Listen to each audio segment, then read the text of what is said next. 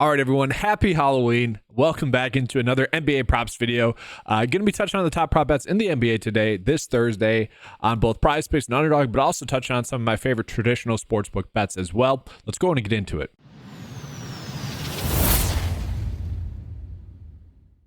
Now, just a quick recap from yesterday, guys. The underdog slip ended up going 0 for 1. And I say 0 for 1 because Andrew Wiggins ended up sitting out.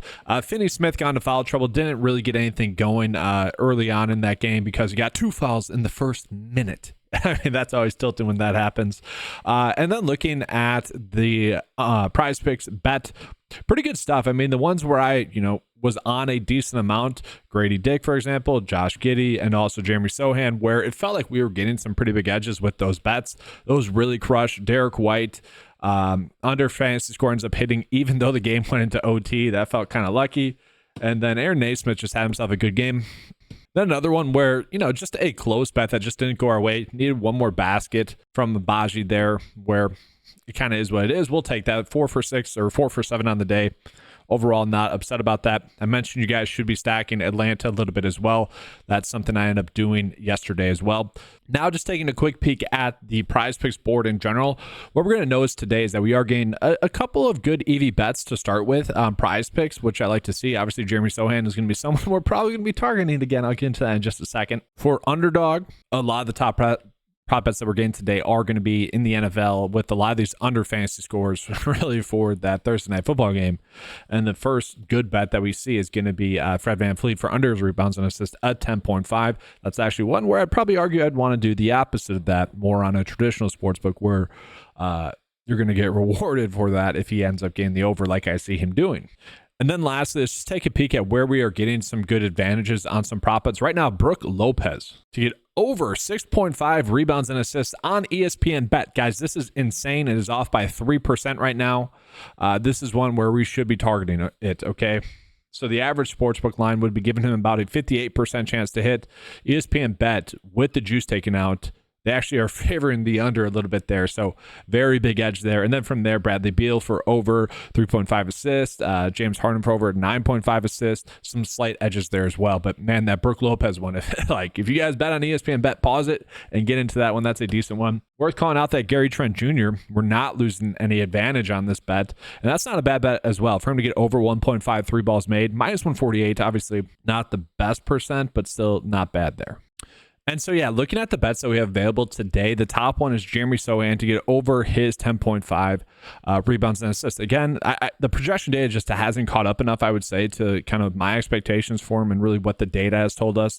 Again, looking at the per 36 production with Devin Vassell off the court last year and now this year, he has been able to crush this over. Really, my one concern with him is kind of really just how wrong the Vegas has been about this line. Like, this has literally been a free square over the past few slates. And so the reason I bring that up is because I don't expect them to be that wrong that often.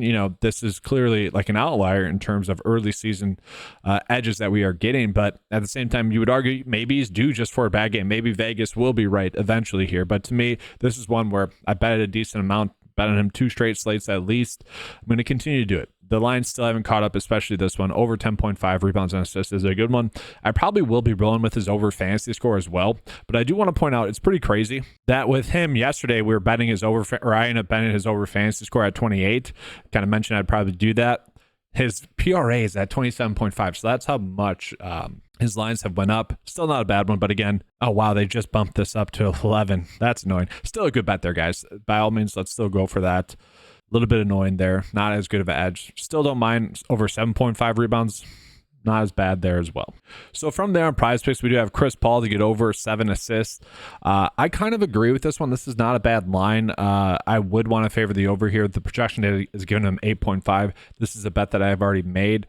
The matchup is going to be not as appealing, kind of lower scoring. 2-point spread though, so it should be a close game. We don't have to worry about a blowout, so I like that aspect of it. The issue that we have with Chris Paul is that he's not playing a lot of minutes, only around 30 minutes, but we have seen him get this over 3 out of 4 games, and so as long as the game stays close, I do think there's a good chance that CP3 is able to get that over there. Now, I do want to call another bet that I kind of do like, mostly because it's the back end of a back-to-back. Julian Champagny to get over 5.5 rebounds and assists. The data is giving this about a 53% chance to hit, or Vegas is giving this a 53% chance to hit. And so the biggest bet here would be that his minutes are there. So he only played 20 minutes last game.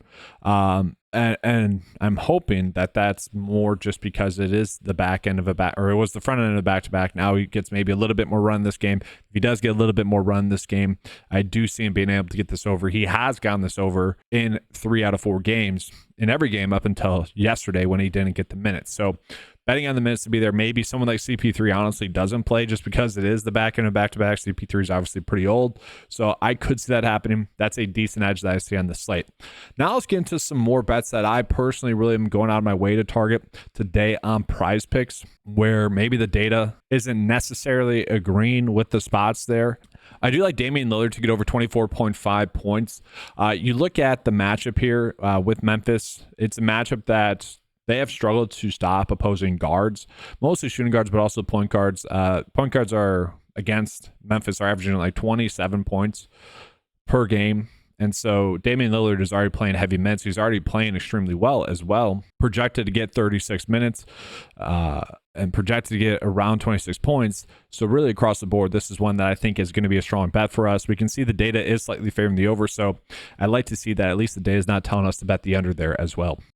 So I did want to bet on Ja Morant as well in some capacity, just because, well, the Bucks haven't been that good as well. Going to be a good matchup for them as well, going against Milwaukee. Decently high scoring game. They are 6.5 point dogs, so slightly starting to worry about a little bit of a blow up, but Memphis is extremely banged up. So I do think Desmond Bane's out, Marcus Smart's out, and a bunch of other players are out as well. The usage rate for Ja Morant this season with those players all out, extremely small sample size, but it's like 40%. He averages like 10 assists per 36 with those players off the court. So he should be in for a high usage rate. The issue is that this game could easily blow out, and then we start to worry. But right now, I do like the over 6.5 assists. I think that's going to be a pretty strong bet for us to go out and target. Another player that I want to bet on, because I don't think the lines are correct on him just based off of the minutes that he has played recently, is going to be PJ Washington. Now, we look at the PRA here. This is kind of telling us that maybe not the best bet on PrizePicks or Underdog. Maybe we would be better going with like points and assists, where we can see the projection data likes the over there.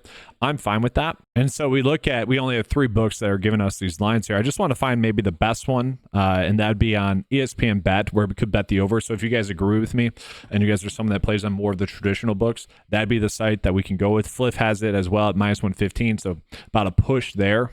And so looking at it, guys, to me, it's the minutes. So the minutes were not there in game 1 against the Spurs. Still didn't play terribly, but he is someone that was very crucial for them in their playoff run last year. Matchup against Houston is not one that I'm worried about. Is shooting the basketball about 11 times. We like that. The rebounds and assists have been there for him, though. And so in this matchup, I really don't mind it.